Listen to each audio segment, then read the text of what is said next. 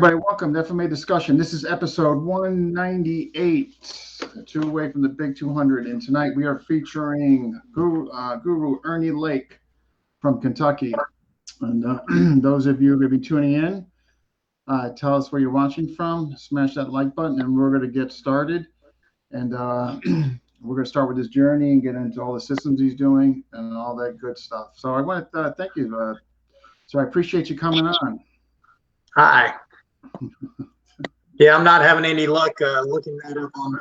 That's all right. Okay. When I pull it up, you'll know what I'm referencing. So, sure. No. Somebody's just asking me where I'm located. I'm just responding to them now. You're fine.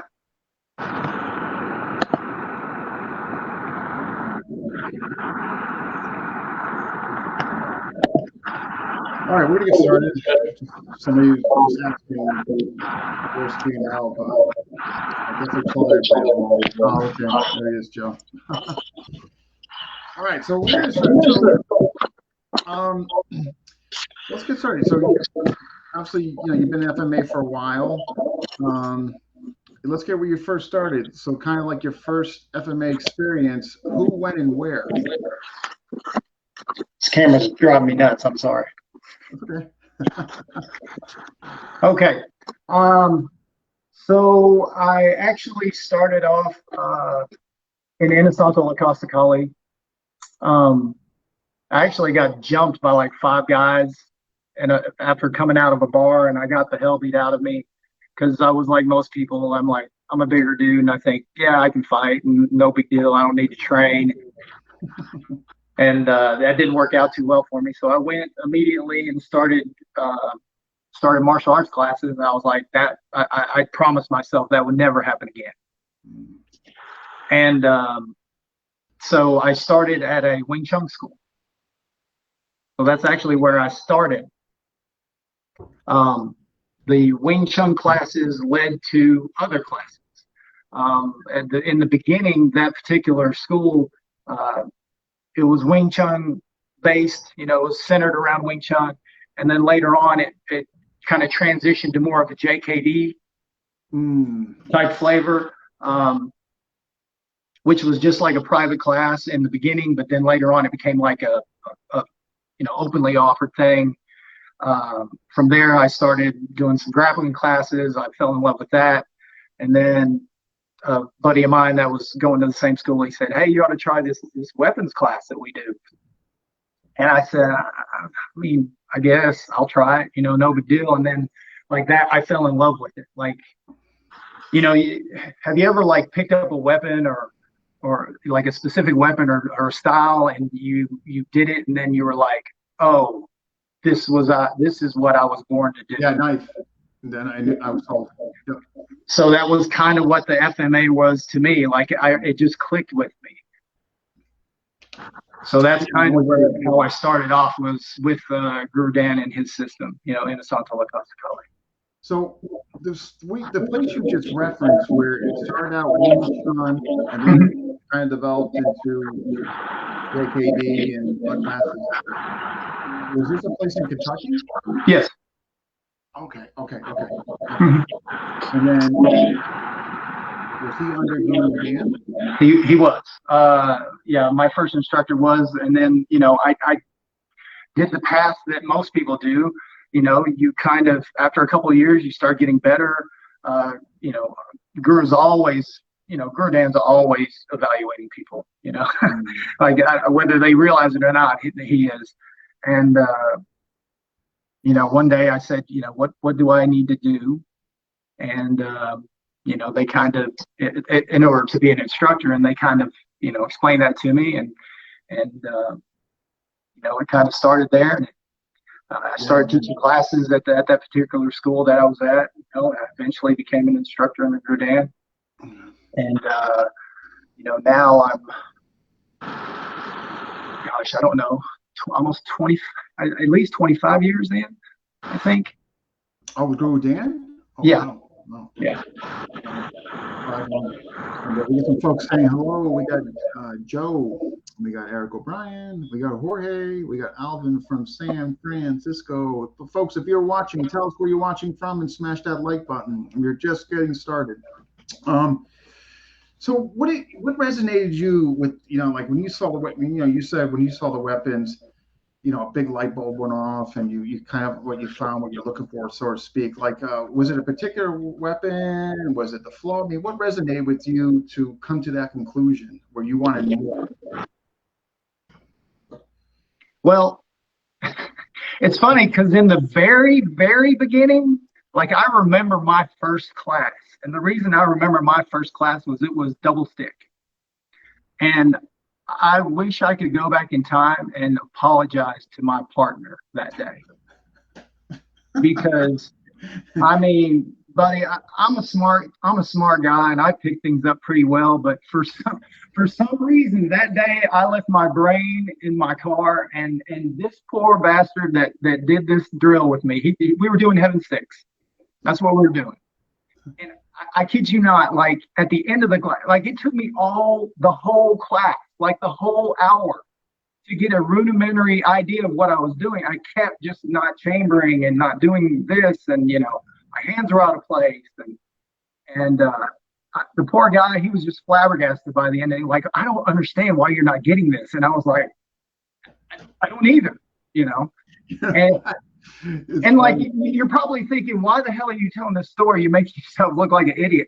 I tell it to my students because when they look at some of the stuff we do and they're like, I can't get this. And I'm like, look, trust me. If I can get Sinawali after an hour and then it took about 10 or 15 minutes of the next class, yeah, you can do what we're doing right now. Because I don't know what happened. Maybe I had a mini stroke. I don't know. That's funny. My first FMA introduction was to Ron Kozakowski here in Connecticut. He was showing sticky knife and Kum Tao. I was sold. It's been history ever since then. But I remember when I was doing his colleague class, this is going back 20-something years ago, and they were doing Hubid Lubid. I couldn't freaking get it. And when I look back now, I'm like, what the heck was wrong with you? Yeah. You freaking... Yeah, but in the beginning, I was terrible. But like once it sunk in, and like once I realized that the skills that I was doing with a single stick, I could transfer to a double stick. Yeah. What I was doing with double stick, you can do with a long and a short weapon, a stick and dagger, a espada daga, what have you. Augment that a little bit, and you can put a panabas in my hand, and you can do essentially the same movements, maybe not the same techniques. And I realized that it made everything better. Everything that I did, it made it better. Yeah, definitely. That was the main thing that light bulb that went off. That was like I could do this for the rest of my life. Like this is the best thing I've ever found in my life. I know. Like I had the same experience. I came from Taekwondo, and I'm like, man, that's it. I'm Taekwondo, but it's done. Yeah, I did Taekwondo, and when I lived in Seoul for like 3.5, 4 years of my life, and then I came to the States. I was born here, but my dad was stationed in Korea for long periods of time, and I remember we went over there to live with him while he was stationed in Korea. And we were there for, I think, about 3.5, 4 years. And I was maybe 9-ish years old. And I remember taking Taekwondo in Korea, which, let me tell you, I don't have a lot of memories as a small child, but I have vivid memories of Taekwondo in Korea. And it is not like what they teach in the States. It's borderline child abuse. Like that, you could never get away with that sort of thing here. In America, you would never, in Western civilization, never get away with running a class like that. Absolutely. So you're at this gentleman's school. I mean, you're kind of with me at the same time. You're kind of pursuing rank under Guro Dan, and you're trying to teach this. What was it like? What from there kind of led you to FCS? Like, how did all that come about? Well, the thing is in all honesty, and everybody makes this assumption, but I actually didn't go directly to FCS. I got my instructorship under Guru and started training under him, religiously. And I did what, this is going to sound very familiar to you because a man that I look up to, you just interviewed a few days ago, I think, Harley Elmore. I had a very similar conversation with Guro Dan. I said, Guro Dan, I really like the knife material. Okay. What can I do? And he's, are there other avenues? Because he, sometimes we don't listen, but he is constantly telling you to go to the source. Like he tells us as instructors that what we're seeing from him is his distilled version of that particular art or that particular system, and that it's gone through this distillation process, and he's always saying, if you have the time and you have the means, you need to go to the source. So he showed a couple of strips or a couple of things from Kali at a seminar that I attended. Sorry about that. I got a notification there. And I think it was in Dayton, Ohio, at Jeff Brown's academy. I don't think that Guro Dan goes to Jeff Brown's currently, but back in the day, he used to go out there for seminars, and he showed a couple of things, and I was just like, wow, what was that? And he said, well, I mean, this is from a system called Kali. And I said, where do I get that? Where can I learn that? Yeah. And that kind of led me to slap. So what was circa what year about? Just I want to say mid 90-ish. Wow, you were the early because and here's the thing is, like, I live in Kentucky, so there's nothing around. At that time, there was nothing. The only school that was even remotely close was a school in, I think it was Dayton, Ken Pennell. Yeah. Ken, I think he's in Dayton, but I'm not sure. He's in Ohio. Yeah, okay, so back in the day, his school used to host Kali seminars and workshops. I would try to get to whatever I could. I think I actually met Tuhon Tom for the first time at one of his events, which is a funny story. And then I think me and a couple other guys from Kentucky, I remember we jumping in a car and like driving to Virginia Beach one time to go to I think is it Pat Trey or is it Pat Trey's Academy out there in Virginia Beach, or am I thinking of Frank Cucci? I can't remember, but somebody, it's another well-known Guro Dan instructor out there. And I remember seeing a seminar out there, and I tried to just kind of catch whatever I could. Yeah. But that's pretty early when you say mid 90s. And the only reason I'm referencing that is because when he went quote unquote went public, he was using Long Island for a couple guinea pig kind of seminars just to see what the enthusiasm and all that. And this is circa late, like kind of in that area. It was it was probably, I mean, and I could be completely off because my recollection, I've been hitting the head way too many times. Yeah. I'll be the first person to tell you that. And my memory isn't all that great. It's kind of scary at times. But it's probably more around 2000-ish, Yeah, but definitely no. You're probably definitely in that area for sure. And I just remember like seeing the Cayenne brothers in the corner, and of course I didn't know I had no idea what these people. I was just like out of my element. I was just completely fiberglass. I'm like, I was just overwhelmed, to be honest. Absolutely, I was just 100% overwhelmed. I'm like, he called me up, and he was showing me 412, I think it was, and I'm just like, I look like an idiot. And then I get it. Against the wall, and he's like throwing pencils at me. Not Dean's best moment, but you know what? Such a charismatic guy. I was with him definitely think it was like 4 years, but really kind guy. You know what Absolutely. I mean? He remembered your name. He just always had a nice thing to say to you. You could have sucked. You could have just done everything wrong, but always had an encouraging thing. I remember his first time was always had an encouraging thing to say, and just something. Yes. My impressions of Sock were just immediately, I was dumbfounded. Like I tell people who ask me about my time in Sock all the time,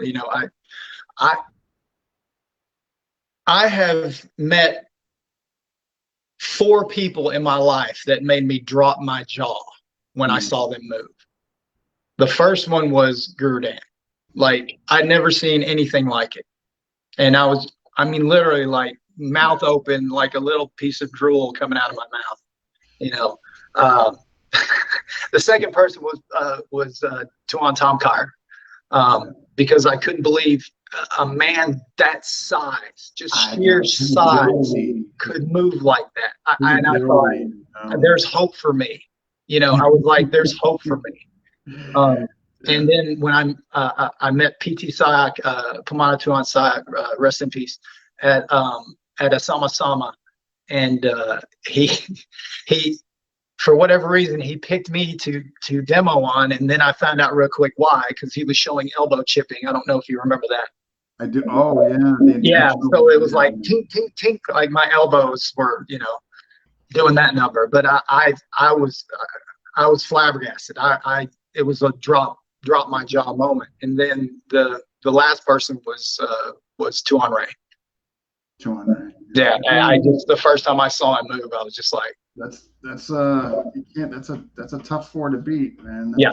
I've been lucky. I spent a few years with Saad Kali, and I think it was like an associate instructor at the time, but I had to kind of move away from that due to like work and life. Same thing happened with me. I think I got to like apprentice. So I don't remember which one. Yeah. But I had 2 little ones. I couldn't, the samas, the traveling. Yeah. I'm like, there's just no way this can happen. And, my son Christian was 2 years old, I think, at the 2 or 3 years old. I had a 3-year-old. It just was tough. I mean, it's not, I didn't enjoy the time spent or the camaraderie amongst the guys, but I really came to I was with Atienzas and them at the same time. Atienzas were just much closer. It just geographically, logistically, it just made more sense. Nothing against SEAC or anything like that. It was logistics. It's just, I totally get it. I treasure my time with Saad Kali. Yeah. I do. The knowledge that I gained there is just, you can't put a dollar amount on it. And I will, and I just wasn't able to keep up my end of the bargain. I wasn't able to. Right. Yeah, I was the same thing. And they're the first ones I saw bring nonlinear cuts. I mean, the C cuts, the S cuts. Exactly. The C clamping. I mean, there's stuff to this day. I still, there's definitely offensively. I mean, he had some tricks up his sleeve for sure. I mean, that's, we got some other people. We got, who we got here? Oh, we got Joe. Good evening, Pogie boy. Yes, the elbow chipping. Yes, that's right, Joe. You were there, I did not enjoy that, but at the same time, it was awesome. Like, this is great. That's pieces of my bone actually freaking going away. And he did it to me twice. Like, he did it to the first Sama I ever went to, which was actually in the Poconos. That was I don't remember what year it was. That's when I was in Pennsylvania. Okay.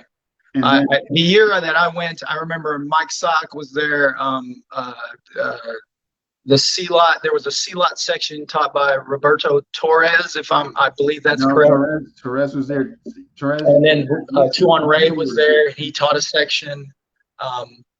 It was the first SIAL that I ever participated in, which was, man, I could talk about that experience for a whole hour just by itself, because I think as I've gotten older, I've moved away from like secular religions and things like that. But I always tell people that ask me about that, why it was so important to me. And I was like, that's the closest I've ever felt to God. I'll be honest with you. Yeah, Whatever that is, that's pretty. Whatever that is, he, she, Odin, whatever, whatever you tried to, it was the closest. Yeah. It was very special for me. I'll always remember that. Yeah, there was a weekend I'll never forget. The one I went to, we had to, the exercise we had to do to make sure we didn't crack under pressure. And so they knew who to like move up and maybe who to move back. Was you had the two folders, more replicated folders in the back. Yeah, the minis. Basically take the folders, throw them up, draw catch and all that in front of so they're under a tent and they're just like watching you. Yeah. So you complete it and then of course you can walk off the field. But I'm just thinking wow. I was at a Sama in St. Cloud in Florida. Yeah. And there was a guy that I met there that I liked. David Santa Polina or something like that. I'm butchering his last name. And David, if you ever see this, I apologize. But that poor bastard sat out in that sun for a good 40 minutes. I kid you not. And this is Pennsylvania. It wasn't grass. It was like Dust Bowl. Boulders. I know. Yep. And I'm like, and I knew it. And like without knowing, I guess baby pops is the best way. I'm thinking like they're just sitting here, and I'm thinking like, wait, this is a character test. I mean, what does this matter? I'm like, this is to see like if who's going to start profanity and start throwing things, or just completely lose their crap in front of everybody. And yes, that's it. The double quick, Joe. Yeah. Joe was probably. So you throw. I think it's the simulated folders up in the air, and then you double quick draw, and then you have to sheath them. Oh, I'm just telling you, it was probably the parent. Yeah, Pennsylvania. Oh my God, you probably were there, Joe. We probably met and didn't even know it. Yeah. And news here. We got Chad. We got a bunch of people watching and commenting. Yeah, but that's why that little logo I sent you, that's why that symbol is on there, because it stuck with me and it still does to this day. Yeah. I still practice that material. Yeah. There's stuff I still pull. There's those little gimmicks and good tricks that he had up his sleeve. All right. So it was kind of a bridge to because matter of fact, here when my Sama Tuhon Jared came there, and he came with Rico. Okay. Rico was his training partner, I guess you could say. I don't want to say crash dummy. I don't want to be nice, but his training partner. He says hello, by the way, Rico. I have the utmost respect for Rico. He helped me when I got into FCS. He's a great guy. No, I think very talented martial artist. Yeah. We have some nice chats. I think he's a good guy. I think so. So that's the first time I got exposed to him. In the weapon of choice was Karambit, and this is definitely early 2003 or something like that. So then how did you get? So you obviously saw him through SAOC and kind of. Sure. So at the time, my father had moved to Florida. Him and my mother had split up when I was like 18 or 19 years old, and he went and remarried his first wife and moved to Florida. And I was going down to Florida sometimes 2-3 times a year. And me and my father, we loved each other and we got along very well, but there's only so much time that I could spend with him before I got on his nerves. and vice versa, because I was a young guy and I wanted to do things, and he was he was at the point in his life that he was kind of a hard nut to crack, if that makes any sense. And if I could get a smile out of him, I knew he was okay, But anyway, I was looking on the Sayakali website, and I was like, maybe they've got somebody in Florida I can train with while I'm down there. And I'm going down the list, and I see Guro Dinaldo, Tampa. And I was like, Tampa's 2-ish hours, 2.5 hours, maybe at the most, from where my dad lived at the time, which is in Haines City, Florida, which is about 35, 40 minutes outside, from Disneyland. And I said, bet, let's try that. So I contacted Tuhon Ray, and I said, is there any, would it be okay if I come in and take a class the next time I'm visiting my father? And he said, yeah. So I show up one day, and it's that's a funny story in itself too, but it was one of those garage places with like the sliding doors that go up, it was like the rentals, Yeah. So like he had one, and he was teaching out of it, and there was like a big fan in the corner blowing hot air pretty much everywhere. We had some mats on the ground, not mats covering the whole area, but a certain place on the ground. There was like a chop shop, like 2 doors down. Oh, so he was running one of those storage bays. It was in the the best way to put it is it was in the hood. It was, and some Spanish guys, some Mexican guys down there, doing their activities with vehicles. I'm sure they were just they were just mechanics fixing them. So but I pull up, and I'm like, oh, okay, cool, let's roll with it, don't judge. And I said, hey, I got your name from the Psychology website, and I would love to train with you.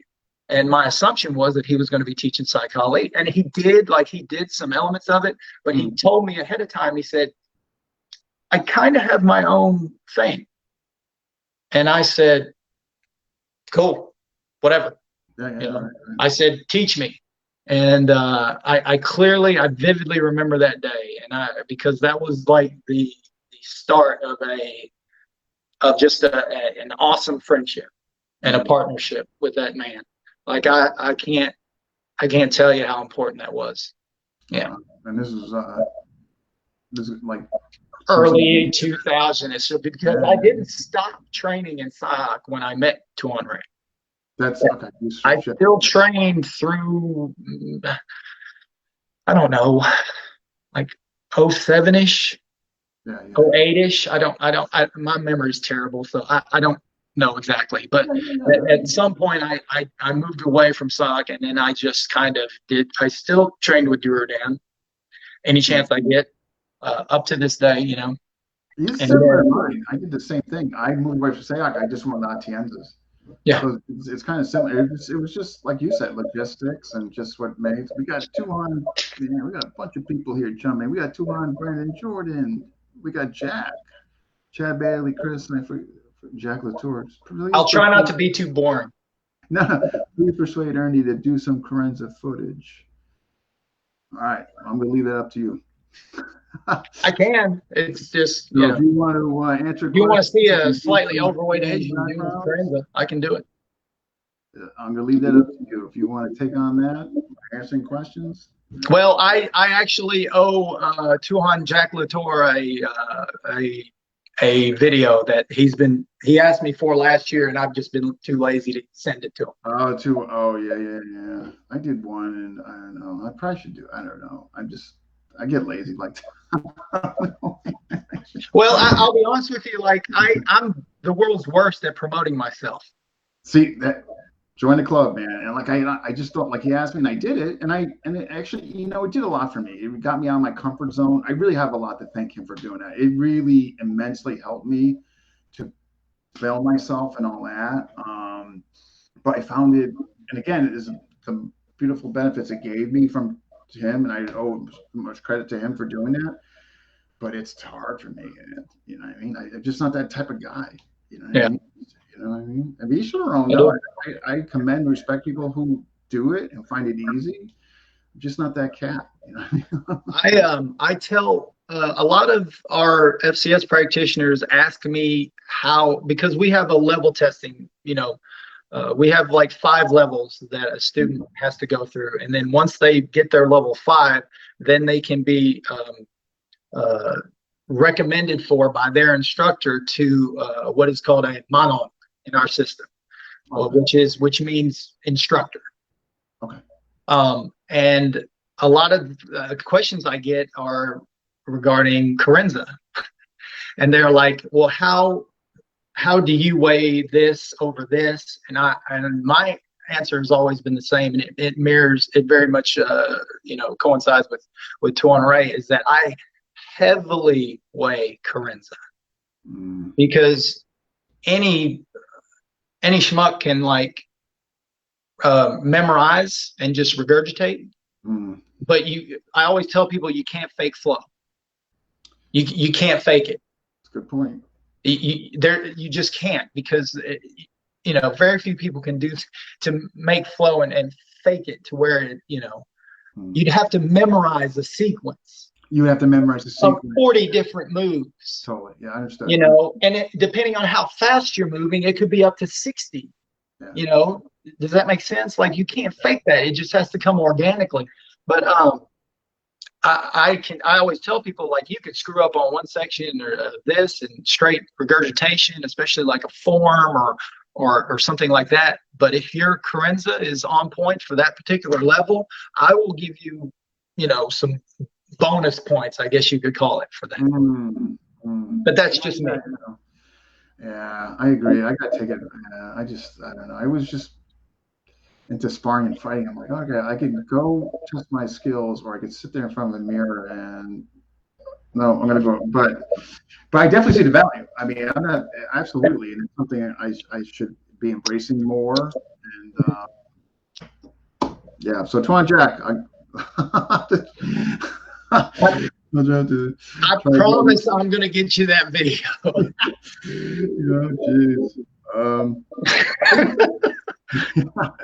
But so when you meet him, you find out not really going to be getting SEOC, but there's enough interest, you seeing his own flavor of stuff and all that. So what appealed to you? One, the system, and him as an instructor. Well, after I picked my jaw up off the ground, after meeting him that first time,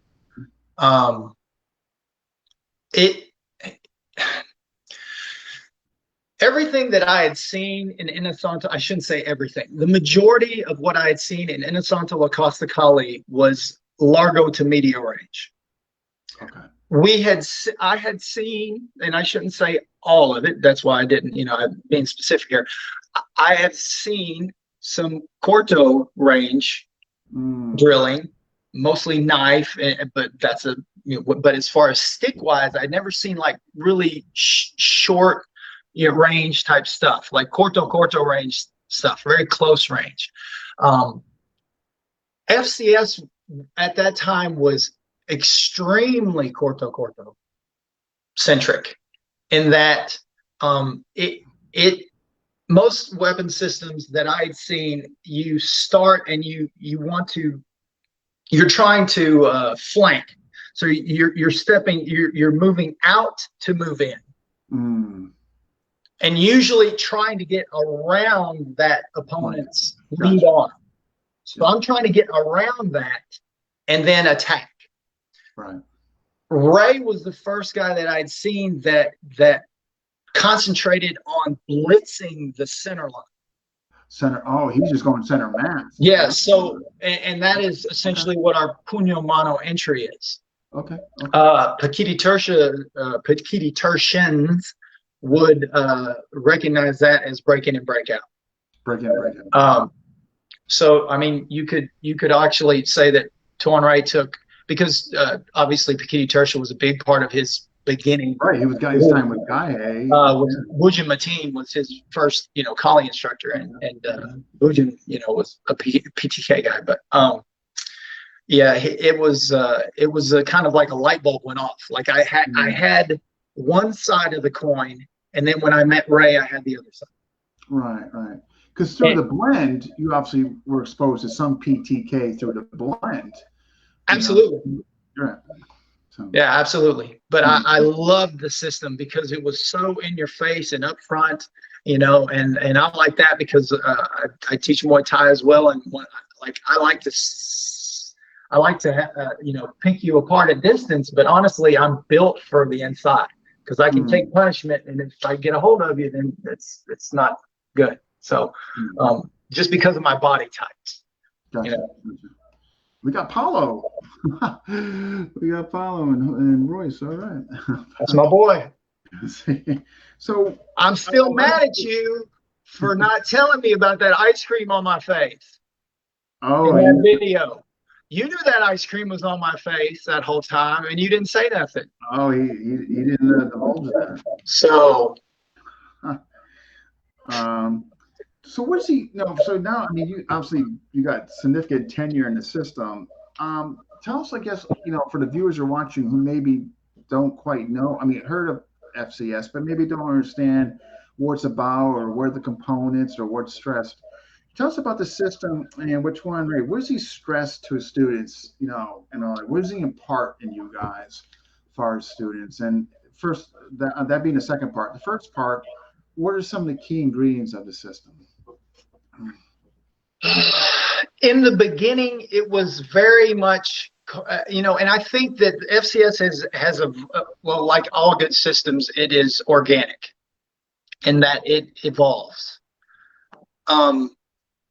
So in the beginning, it was very, very much a corto system. Okay. We had some medio largo work, but I'd say and I'm saying in the beginning because I was new, the majority of what I saw was right up in your face. We spent very little time dancing around on the outside. We blitz the center and go to town. Gotcha. As the system evolved, that changed. Like our sombrado drills now are in medial range, and we have different things that we do in medial to largo that we didn't do maybe in the beginning. Give me another talking point. You were saying. No, so the part two is like what is as an instructor, what is he trying to impart or instill in his students? Well, he was one of the few that I had met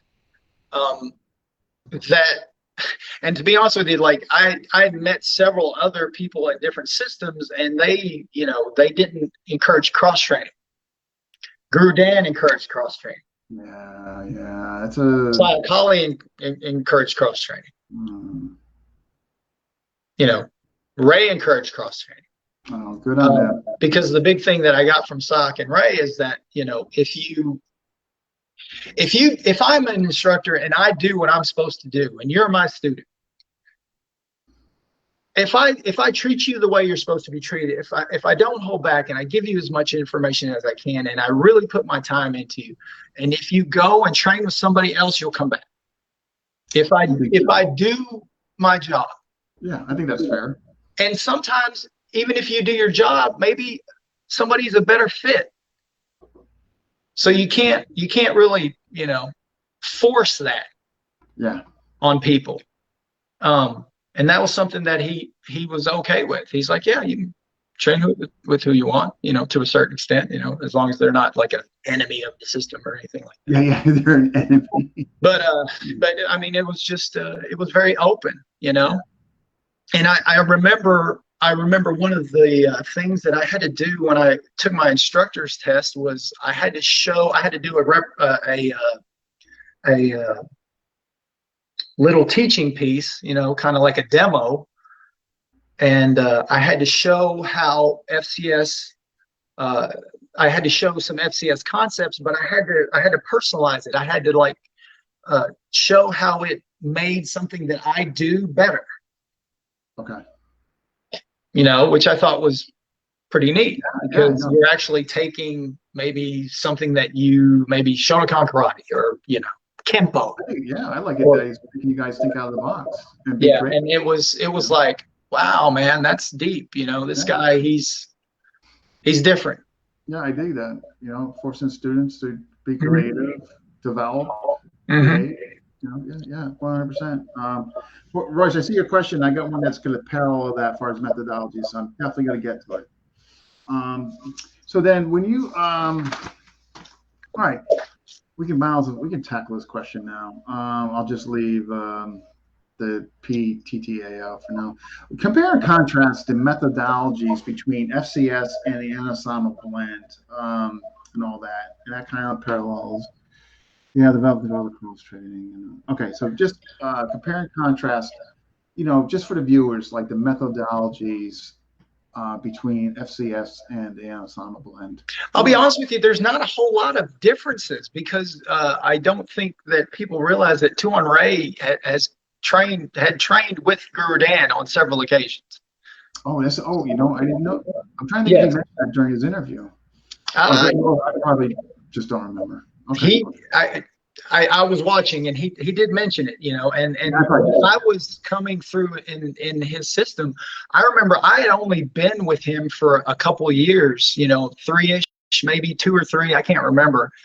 And I looked at him and I was like, one of these days I'll be good enough to, maybe hopefully go for instructor. And he goes, don't you do it tonight? I was like,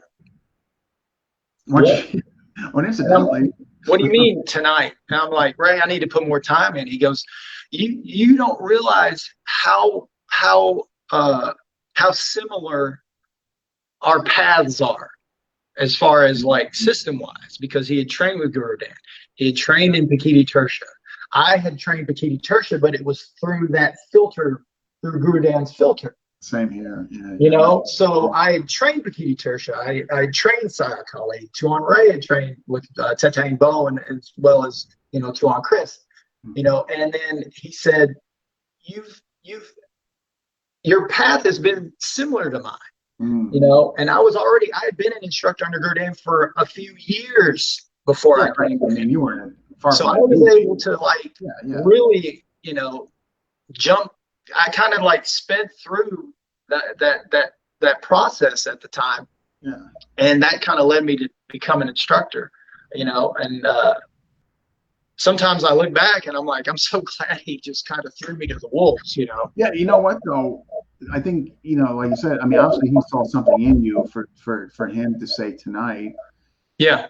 Secondly, he realized based on your personality traits that you would just rise to the occasion, even though being given no notice. Oh.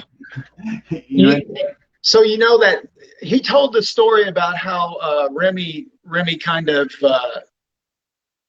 did the same thing to him, right? Threw him to the wolves and was like, this is my nephew. He's got his own system, and that was kind of how FCS was born, right? You heard that story? Yeah, I recall that story. Yeah. Well, the son of a bitch did the same thing to me because it wasn't my own system. It was just one time I was at one of our family gatherings. Back in the day, they were held twice a year in Florida. There was a winter gathering, and then there was like a summer gathering. And I always went to the summer gatherings. I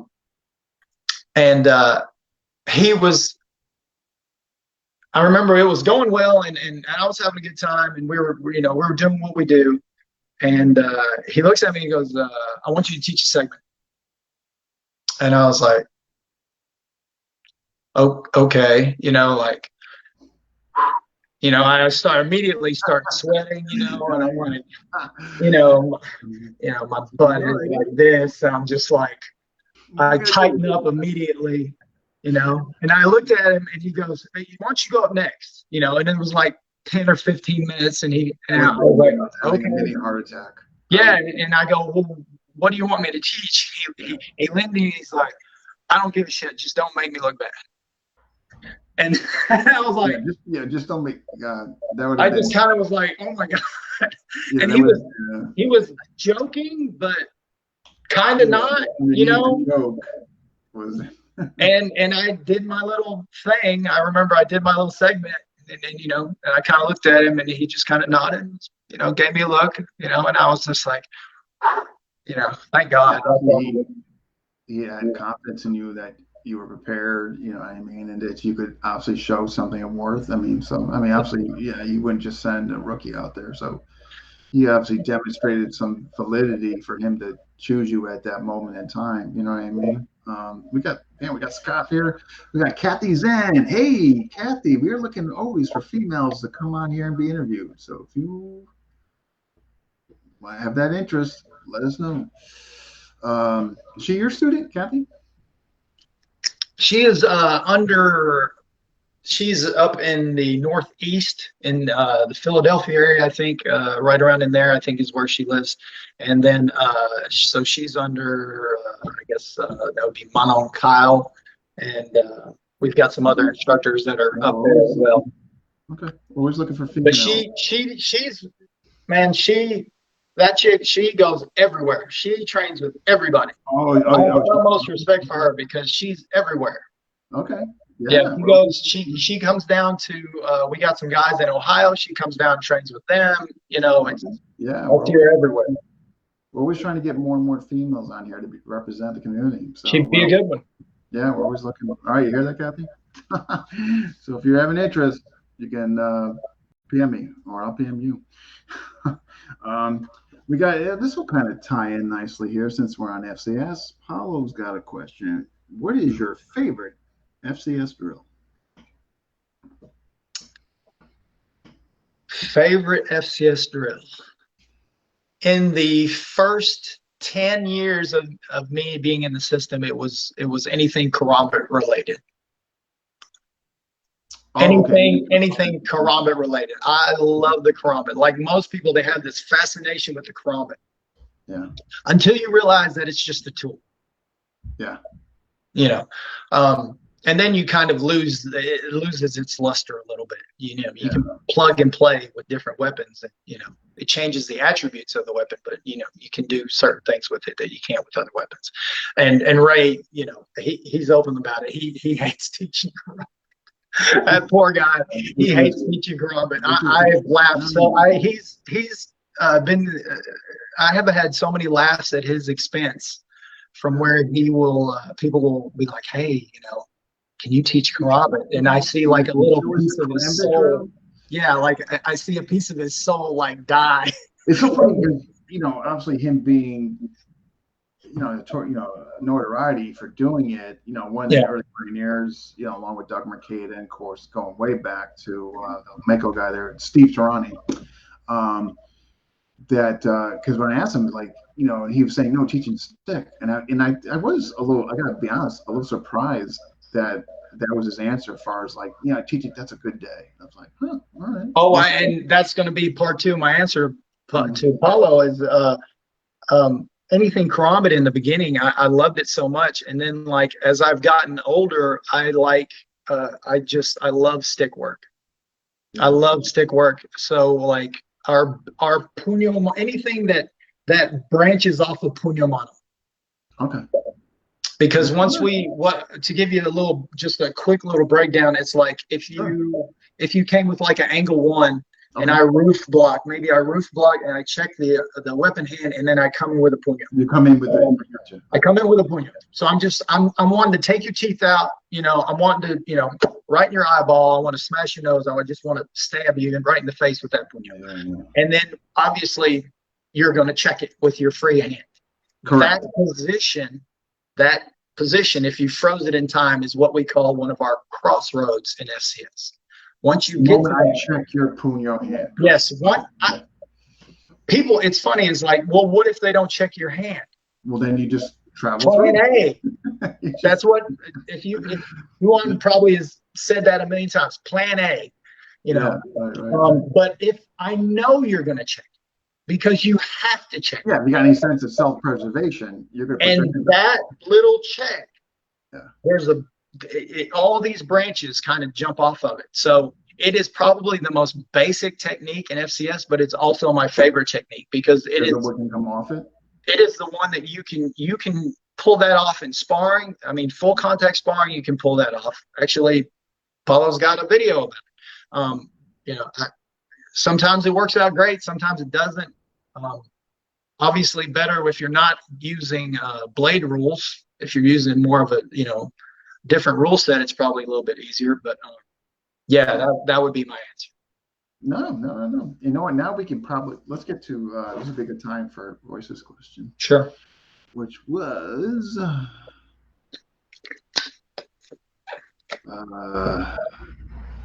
where is it?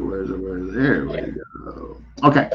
So SAOC, FCS, now PTK via PTTA. What can you say regarding the journey and developing through all that cross training?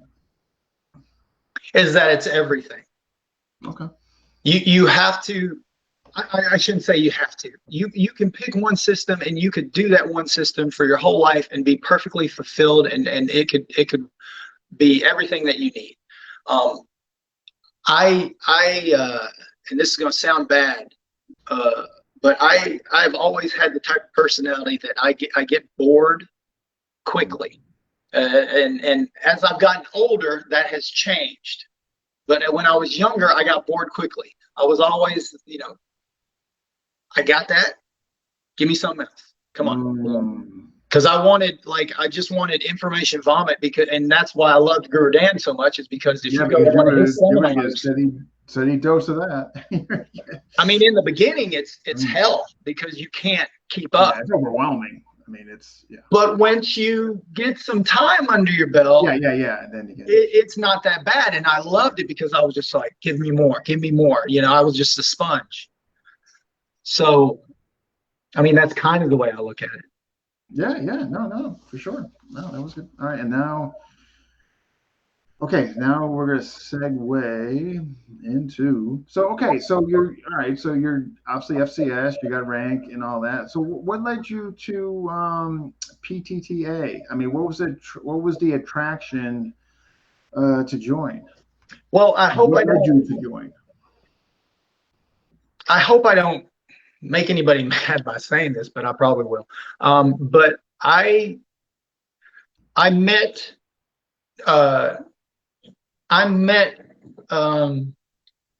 it was the Germany trip of the Kali Evolution with Jared, Doug, and Tuhon Ray. It was the first Kali Evolution. That's when I met Tuhon Jared. I remember those. That's right. Okay, yeah, gotcha. Yeah. So I remember Ray calls me up. I was travel nursing at the time, and I remember I was at an assignment, and Ray calls me up, and I'm like, oh, I took the call, and he's like, hey, what's going on? And I said, oh, nothing much. He's like, I need you to go to Germany.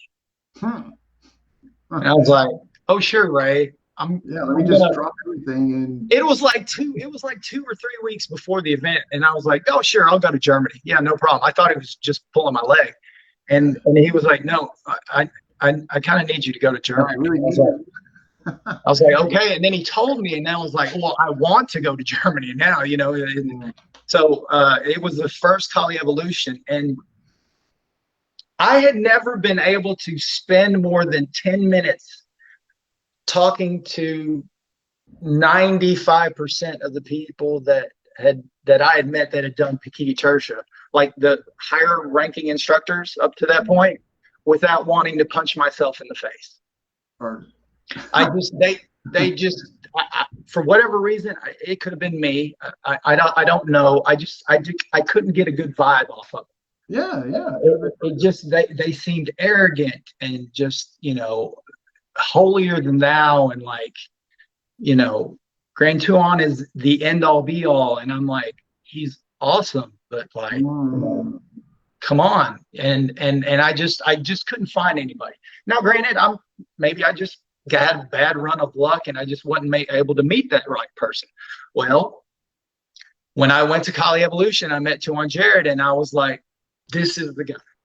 Yeah. This is the guy. And the reason being is he was very knowledgeable and just very talented, but he was humble, and he was, there wasn't this brash sense of bravado or anything like that. Very down to earth. I got to know him at the seminar because he grabbed me and he was like, I hope you don't, after he grabbed me and used me to demo certain things, he's like, I hope you don't mind. I like your energy. And I was like, no problem, because I learn better when you do it to me. If I can feel it, I learn better that way. And I got to know him outside of that because we'd all go to dinner, because I was with Tuhon Ray and all the instructors would kind of we'd go to dinner and things like that, and I got to know him outside of it, and I just thought, man, this is the guy. Like, yeah, this is the guy. I almost knew immediately. You know, Yeah. it was like, you know, I call them lightning bolt moments, you know, and that's when I walked up to him right before, I don't remember when, it was like toward the end of the event. And I said, and I explained everything to him. I said, Guro Dan's always telling us that we need to go to the source. And I've done his version of Pakiti Tertia. I've seen his version of those drills.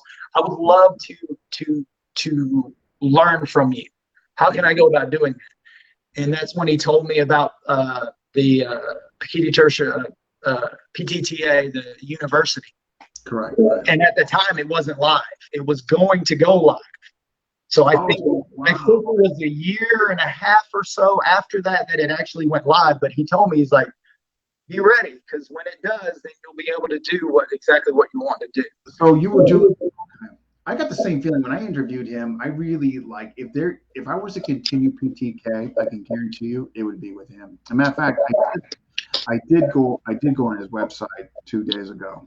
I must confess, and there's just enough interest there, spark. Which I want to, after the show, I want to talk to you. Sure. And all that, because I'll be happy to help you out. He does. I really do like. I like the person. I like how he presents himself. I'm not seeing somebody with, you know, like you said, bragging or the war stories, or, you know what I mean? Like I definitely don't need that. Yeah. So sounds like you made a good choice. You know, based on what you're saying. Yeah. You know, but he. So what? We got the. I'm just trying to make. I'm not missing any questions here. What can you? All right, we can. You know what? We might be able to take this one. Yeah. You know what? Let me just. We already told us what you like. Okay, so Paulo's got a question here, and he said, if you could learn another FMA system and start next week, what would you choose and why? And what's actually stopping you if you were to choose another system? Cálice Ilustrísimo. Why? I gotta know. Why? I'm not going to tell you. I'm just kidding. I've got a quirky sense of humor. You'll have to excuse me. Somebody said that, but I think it might have been Paulo. I hate it. But that it is another system that Guro Dan has said to me specifically, you need to go to the source. Yeah. Because I've gotten bits and pieces. Right. But I don't have the overall picture. Like, you want to think like, and you know, I might catch some flack for saying this, but you know, I don't care, to be quite honest with you. But like, there are a lot of Inosanto instructors that will hear this lecture. And he says it all the time. He's like, you've got to go to the source. If you really want a deeper understanding of these specific systems, you have to go to the source. But do the majority of those instructors do that? Yeah. I've got my opinion on that.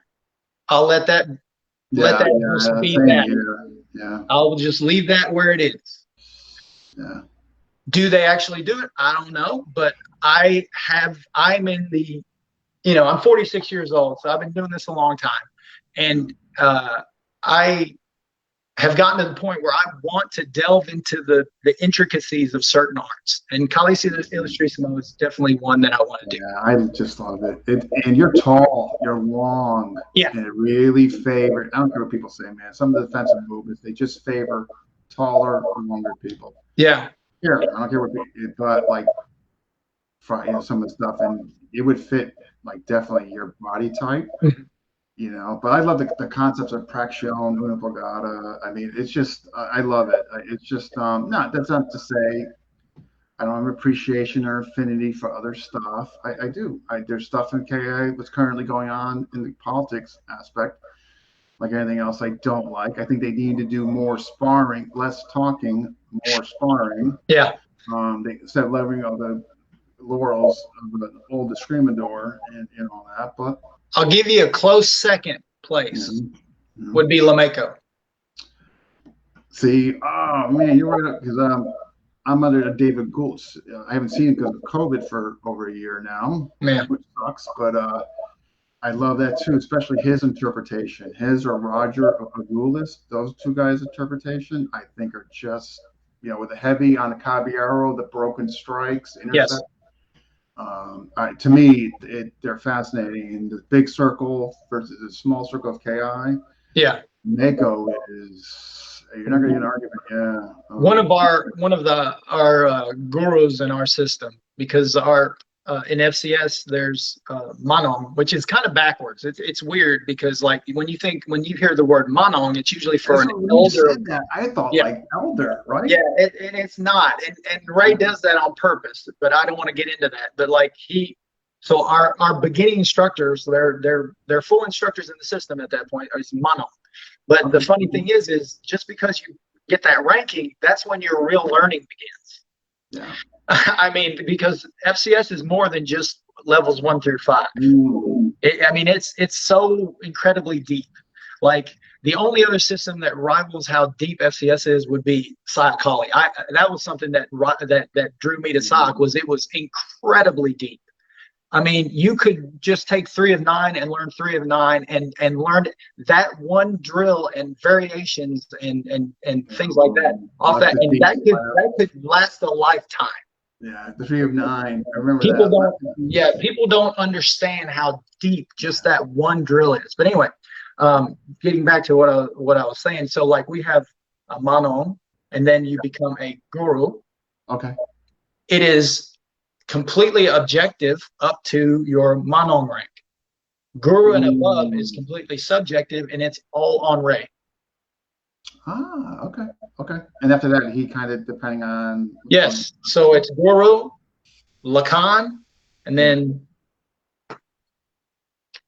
today he has no Tuhons underneath him. And if you ask him, he says, I don't. He says that he's constantly trying to live up to the rank. Yeah. Which is another reason why I love him so much, is because he's humble, even though he knows how. I think he knows how good he is. He really does, but he's very humble. I mean, that's I think there's healthy confidence. Yeah, but our master instructor rank is Lakan. Yeah. What is the Lakan in PTTA tertiary? It's actually the beginning instructor. Right. Okay. So, but that's it's just semantics. Yeah, absolutely. We just make sure I'm not missing. We got Basta here. Make sure I'm not missing any questions, which I don't think I am. Yeah, if you got interest, let me know. I mean, Brandon Ricketts has been doing some online seminars. Yeah. Good intro. You know what I mean? Like you can kind of see. I'm a huge fan of Brandon. How he conducts himself. He doesn't get into politics. He goes through his father's lineage. Just all around, but there's a bunch out there. And before I forget, I meant to circle back. One of our gurus has done some training in Lamako, and he was showing me, some sparring stuff from Lamako, and I was like, man, I really need to. Oh, who's the guy? Do you recall that? Cody Chilson is one of our gurus, and he was, and it was just some stuff that he had been playing with it. I don't know if he's done a deep dive into it. I didn't get that far with him on it. He just showed me a couple things, and it kind of lit off. So I had some light bulbs going off. Yeah. But that's so. Caliciano Illustrissimo first, and then like Lamako would be second. Yeah, there's no argument here, man. And Lamako there's PTK. You got KI. It's kind of the compo. Yeah. What you kind of you might have touched on this already, but let me just see. What has each system in general, what does each system give you as far as enhancing you as a practitioner and even more so as a teacher? Let's see. So I'll start with Inasanto La Costa Cali.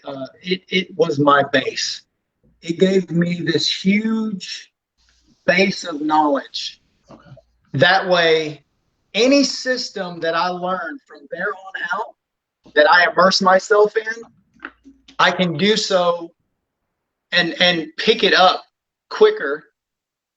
Not only quicker, but I can have a deeper understanding of it because of Guro Dan. Oh, okay. And he's the gold standard, right?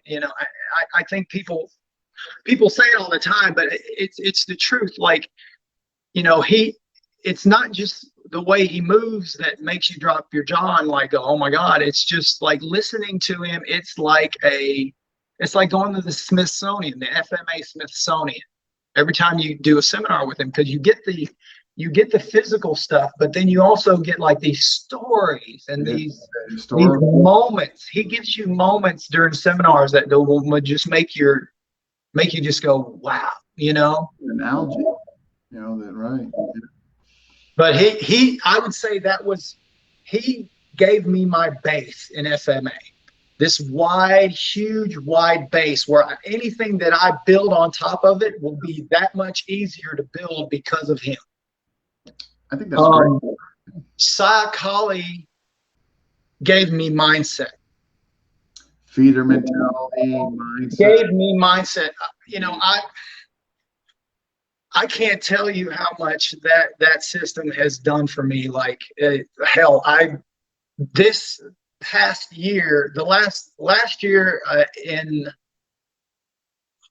August, so the PTTA US seminar that was in August of last year, I weighed 265 pounds. I was overweight. I have a big frame, so I can carry that weight and not look like a complete fat ass, but like I was way too heavy.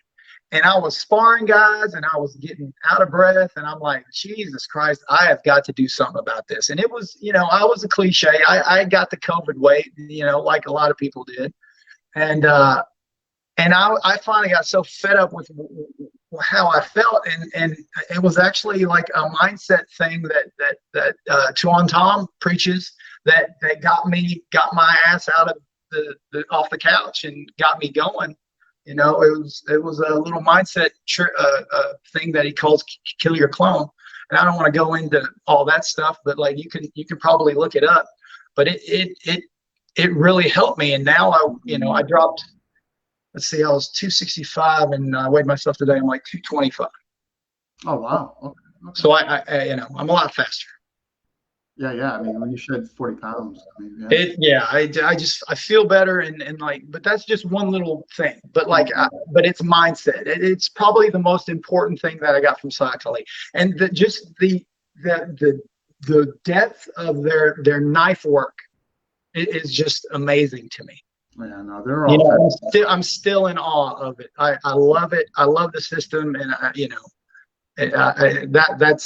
that's where I'm at with that. FCS, it was like coming home.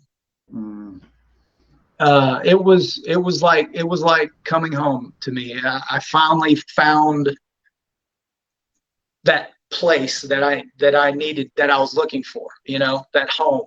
Tuhon Jared is one of my best friends. He has helped me out of some hard places in my life, you know, when I had some bad stuff going on and just like life had beat me down, and you know, he was like, he helped my mindset big time, you know.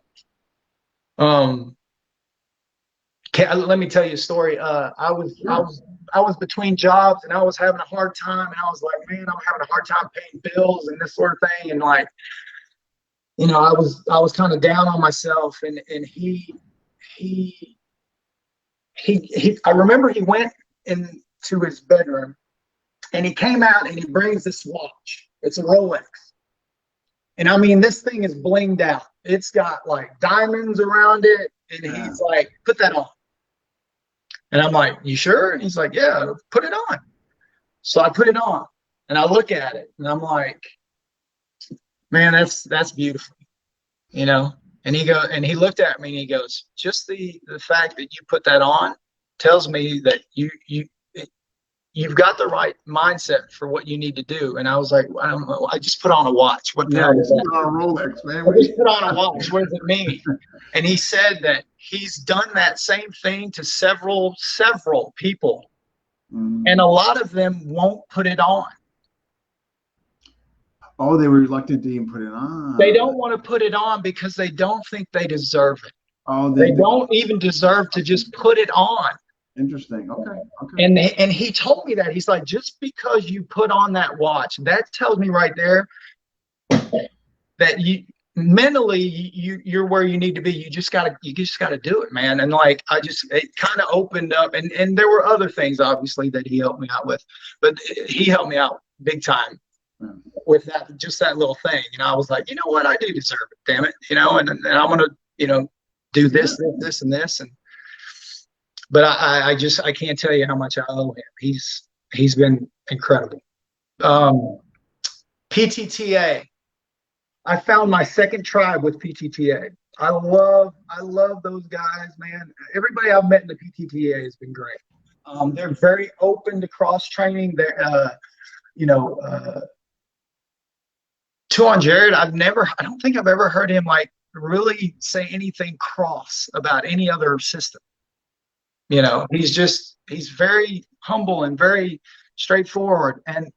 And this is a guy that trains some, you know, very much like the Sox. He trains some high level. No, he just got back to something, didn't he? He trains and does things that, you know, he's training people to do very bad things with very bad people. Let's put it that way. Yeah. You know, but you'll never hear him talk about it. Right. He doesn't have to talk about it, you know. But I've loved everything, and it's been great to delve into a system like I delved into SIOC. I did a deep dive into SIOC, and I did a deep dive now into PTTA, which it can only make my FCS better. Yeah, right. Since it's a component thereof. Yes. Yeah. Like I said, I mean, you could argue that Tuhon Jared took one drill or one component of PTTA and made a system out of it. And that component is break in, break out. So how long you been with Tuhon Jared thus far? Since I started training with him every chance I got from the time I met him in Germany. So whenever that was. I don't remember, honestly. And then in conjunction with the university, the online there. Yeah, that was great. Gotcha. It is a great resource because those videos are very clear. They're shot well. I suggest any person who is interested in PTTA to go to PTTA University and get on that. No, I've heard nothing but stuff about it. I mean, yeah. So, all right. So let's get into your teaching. I mean, obviously you got your own place. I don't have my own school now. That's okay. You sublet. Yeah, I don't see. I'm brand, right? Yeah. Well, that's kind of different too. Like that little logo I sent you, it said Lake Collie Method on there, but that's just for me. Oh, okay. All right. So then that's my method. All right. So, do you sublet at a place? When I teach, it depends on the student. Some guys will teach and or ask me to teach them something, and I'll say, well, what do you want to do? Well, I want to do some of this. I'm like, okay, we'll do that. Well, I want to do some of this. Okay, I do that. I have some guys who say, just teach me. Gotcha. And if that's the case, then I'm going to blend. Oh, no. So, but do you teach regular group classes? I do not. I used to. You used okay. I used to teach. I can't anymore because of my job. I got you. I'm a nurse, and like I can work. I usually block my day, so I work 3 12s in a row. No, you were telling me. Yeah. One week maybe Sunday, Monday, Tuesday. The next week it could be Thursday, Friday, Saturday. They could break up I could go Monday, Wednesday, Friday. You know, I have no idea. And I can't keep a schedule that way. No, it's hard. No, I used to have group classes before COVID. But I tell you, you know what? I don't think I'm doing it again, man. Like, I just enjoy the privates. Like, I know what they want. They're freaking committed. They're not going to be like I'm just like, and so I'm thinking like, group class. I don't know. I think I'm just going to stay in the private lane. You know? You want to hear something funny? I came to this is another little bit of I'm dropping a little nugget of wisdom from Tuhon Jared. I came to him one time and I said, Ray, I'm so frustrated. Like, sometimes I'll have like 7, 8 guys in class, and then like the next time nobody will show up, and like, I've been through it, man. yeah. And I'm like, what am I doing wrong? And he's like, you're not doing anything wrong. People can't, it's on them. Are you teaching, are you doing what you're supposed to be doing? I'm like, yeah, man, I think I'm pretty good at it. I'm a good teacher. I do what I can. I encourage cross training. I never get mad if somebody wants to go do something else and come back, blah, blah, blah.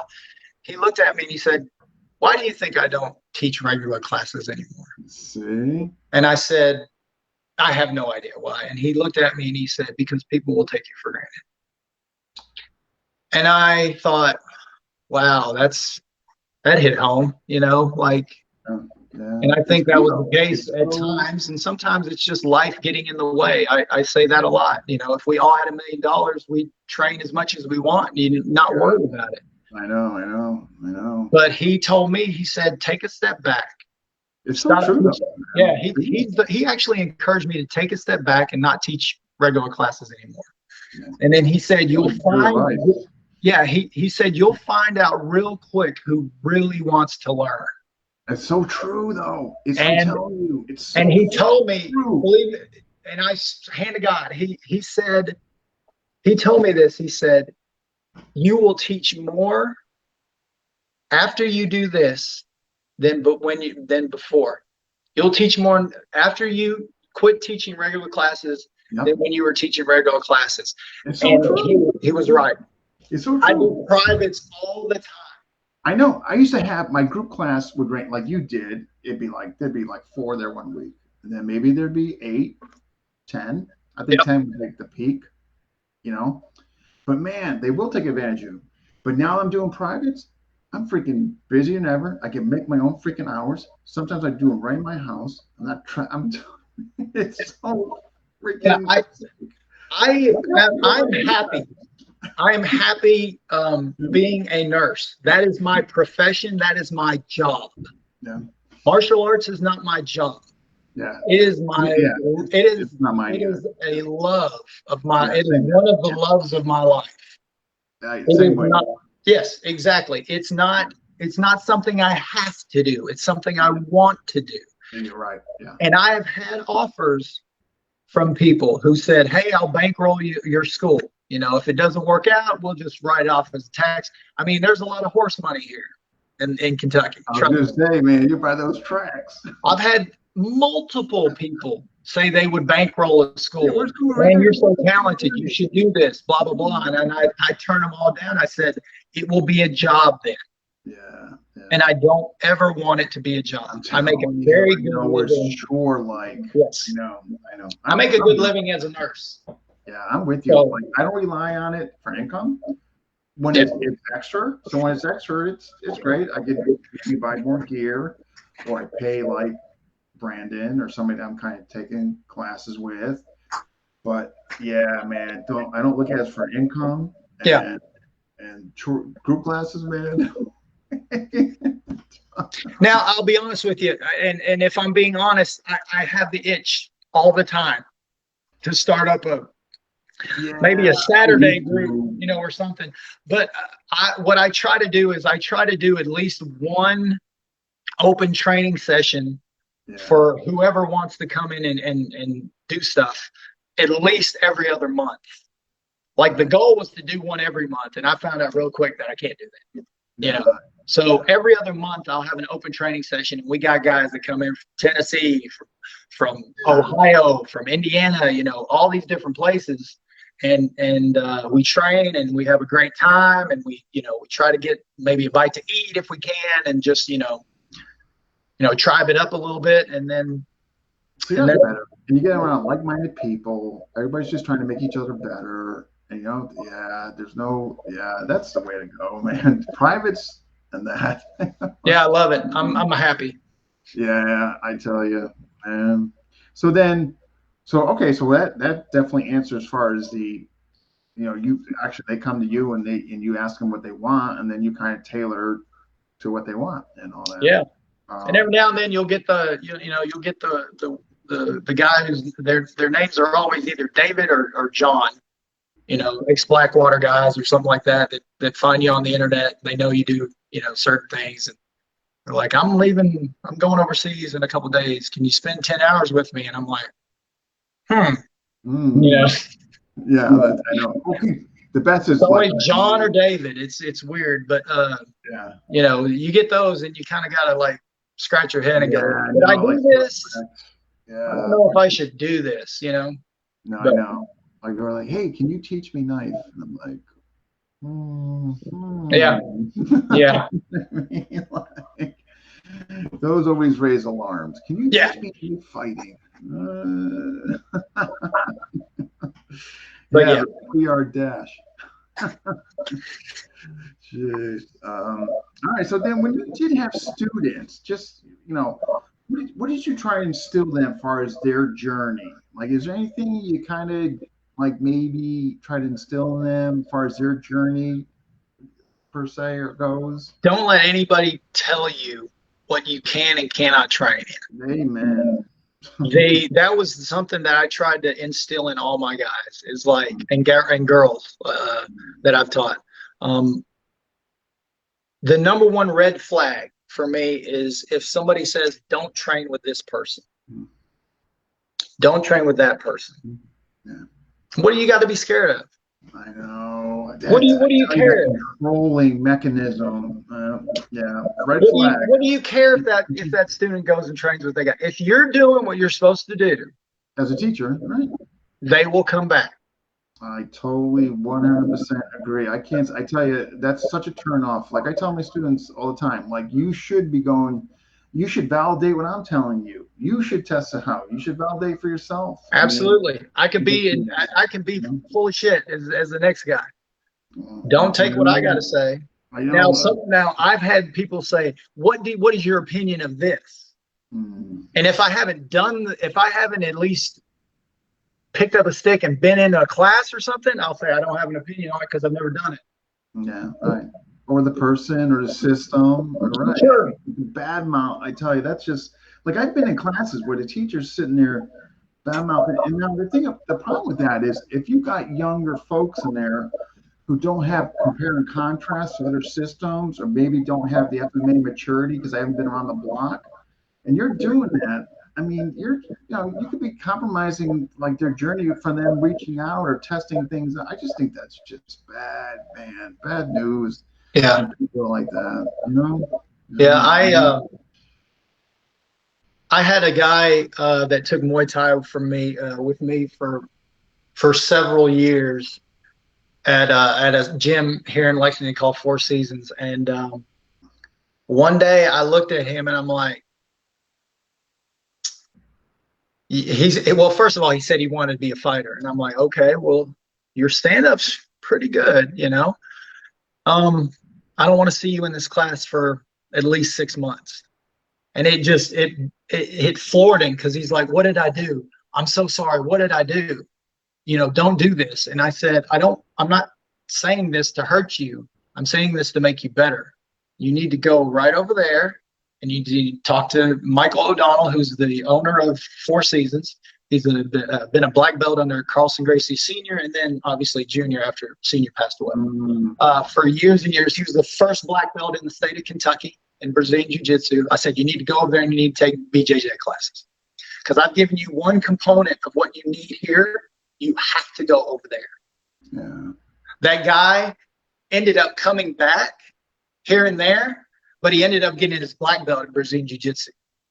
See that? Because and he's a monster on the ground.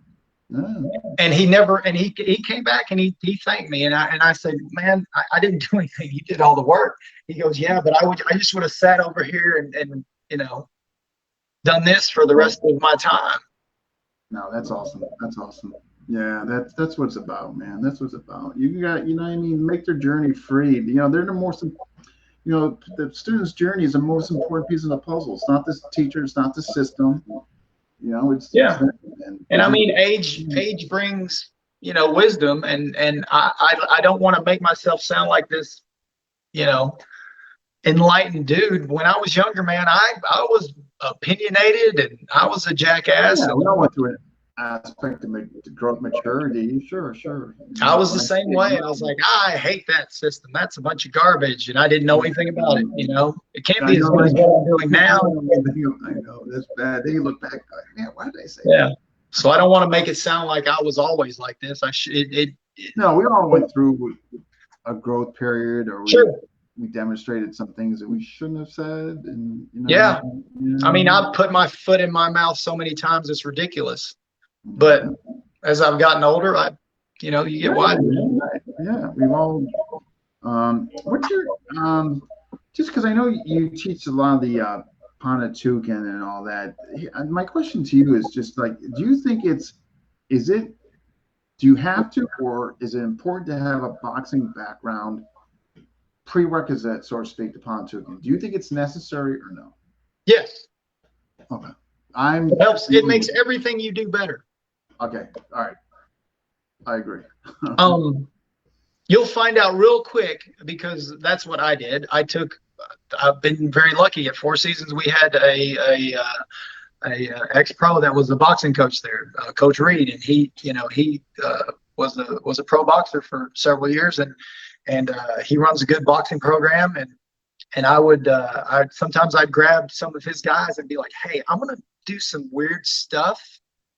Like, I found out real quick how much C-lot I could pull off on him. Does that make sense? Like, yeah.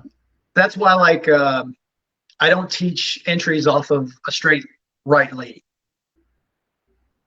I quit doing that 15 years ago. I won't teach anything unless it's like as far as an entry off of anything but a right cross, because that's the only thing that you're going to have time to do anything with. Yeah, if their jab is non-telegraphic and quick, man, you're going to fail.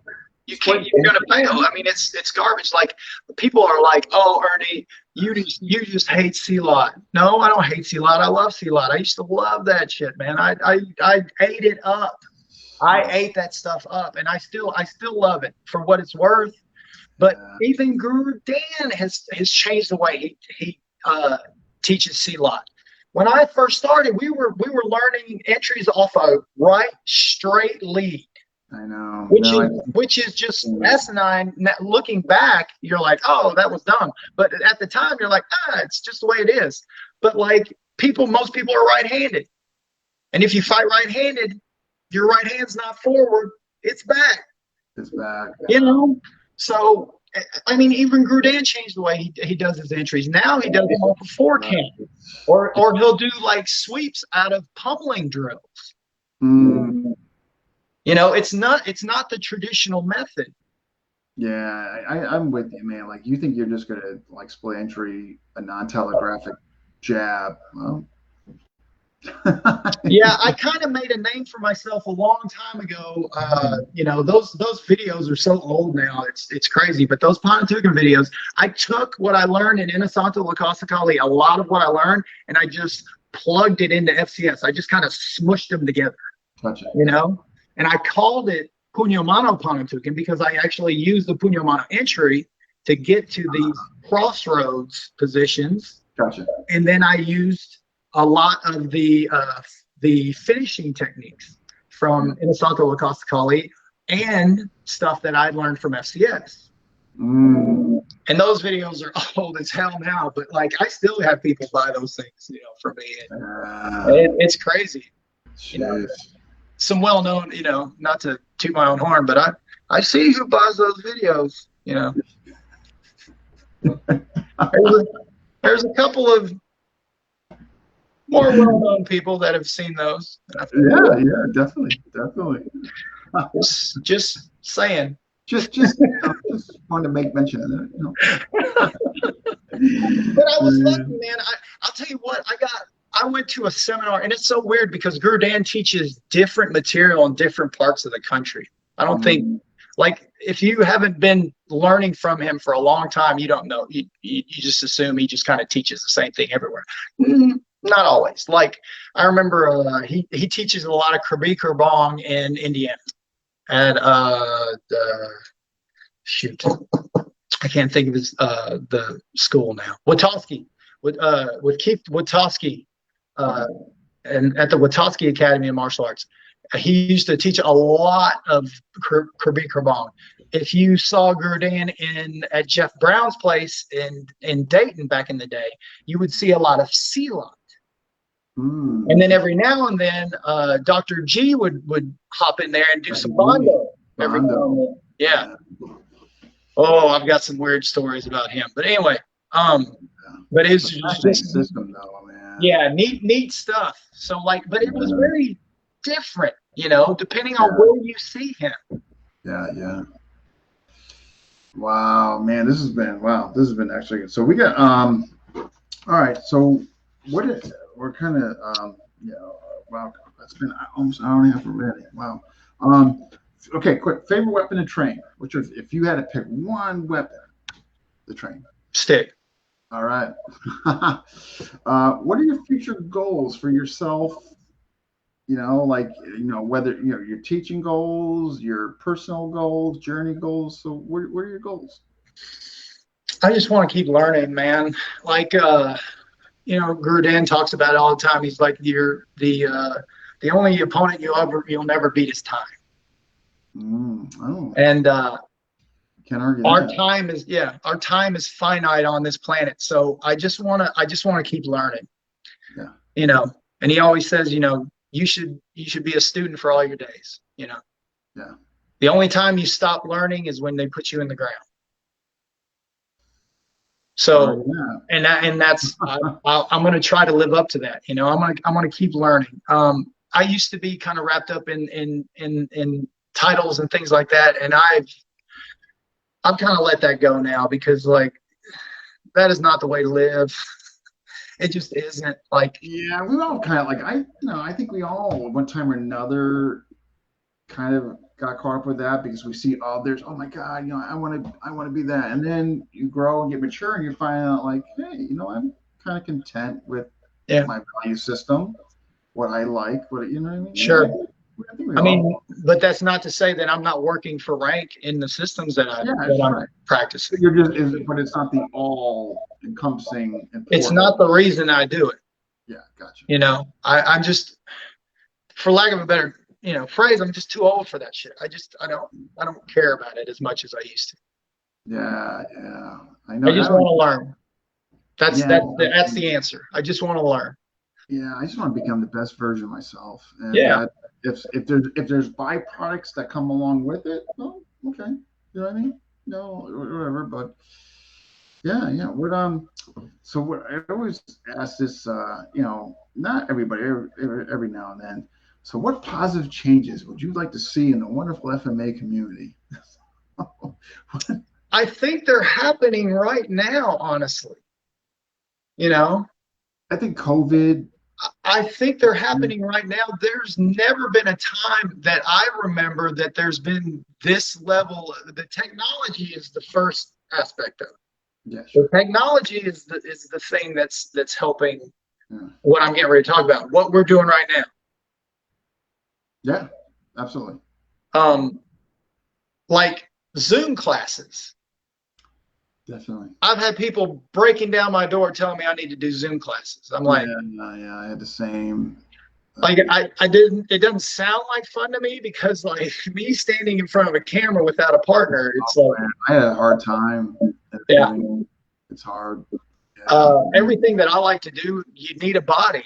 You need a warm body. So I kind of stayed away from that stuff. Yeah. But like I think the now is just a wild time to be alive, because there's the idea of cross training has been more widely accepted. I think COVID, I agree. I think COVID brought that, like, was like, without COVID, like, why would you go, like, you wouldn't go do an online thing with anybody. Like, why would you? Yeah. I've definitely seen that, like, as a result, like, people maybe perhaps that normally wouldn't leave their circle, go check out something else.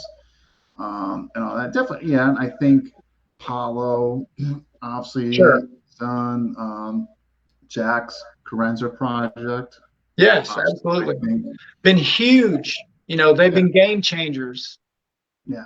like really getting the masses, getting people into the system that maybe would have looked at it and gone, I don't know about that, Yeah, I think I agree with you. I do. Yeah, I think so. I think there's a little here, a little there, that's been helping with all that, as far as more commonality, looking at the commonality as opposed to like the differences, I guess, so to speak, and what separates us, but more or less, hopefully, what could unite us.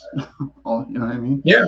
You know what I mean? But yeah, so yeah, I hope so. I mean, that's it. It'd be a nicer, better community. Yeah. So if they want to, all right, let's go. So you got your social media. So I got YouTube, just Ernie Lake. Is that those who want to check out your YouTube channel? I think it's yeah. You can just search for Ernie Lake on there, and you can find some stuff. Like I said, I'm really bad about putting videos up on YouTube. You can probably find more on Facebook than as far as just I think stuff that I'm tagged in than anything else.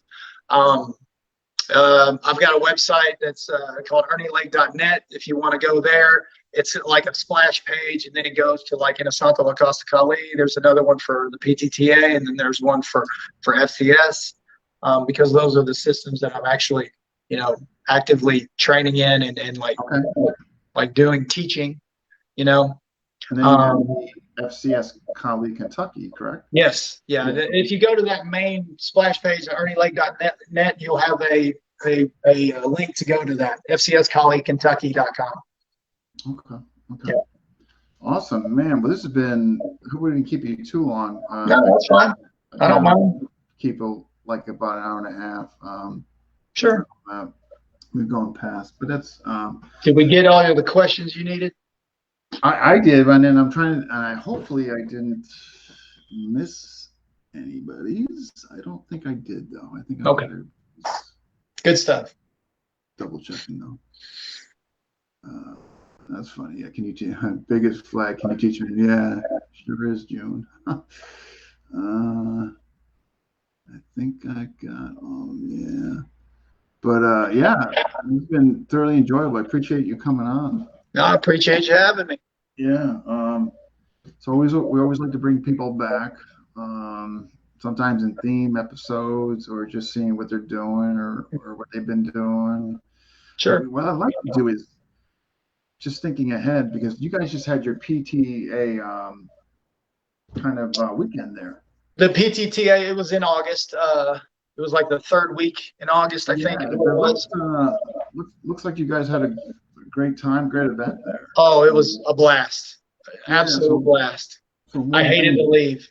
Yeah. One of the things I was thinking about is getting you and maybe a couple others that are in that, or that were there, I should say. Yeah. And maybe just go over like the whole week, the week, like the theme could be the weekend, like, what's it out? What'd you guys do? Sure. What does Tuhon Jared try to promote? I thought that would be kind of neat. Get a few guys on there talking about that. Yeah. And that's kind of where you get the good stuff, like, yeah. Because we do this because we love the information, and it's cool and it's fun and all that, but like, it's really about tribe. It's about the people that you're doing it with. I mean, do you like them? If you don't like the people you're practicing with, it's like, what's the point of doing it? I love my FCS tribe, because like every time, like we hold an event where I do a 4-day camp every July. Yeah. And Ray comes in and we do 4 days, and it's a blast. And I tell people that you'll come the first time, you'll come to see Ray because he's just amazing. And it's the information that you're seeking. You'll come back not only for that, but you'll come back because of the atmosphere and what we do outside of just training. Because we try to have meals, we try to do as many meals with each other as we can. Sometimes you can't do that with 60 some odd people. I had a camp this past July, and we had the last day, or our biggest day, we had 60 some odd people. It was like 65, 64, something like that.